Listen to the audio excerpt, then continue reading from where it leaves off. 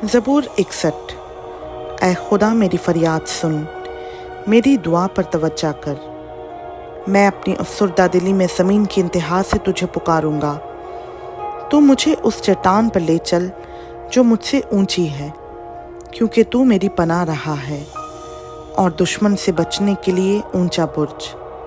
मैं हमेशा तेरे खैमा में रहूंगा, मैं तेरे परों के साया में पनाह लूँगा, क्योंकि ऐ खुदा तूने मेरी मन्नतें कबूल की हैं। तूने मुझे उन लोगों की सी मीरास बख्शी है जो तेरे नाम से डरते हैं। तू बादशाह की उम्र दराज करेगा, उसकी उम्र बहुत सी पुश्तों के बराबर होगी।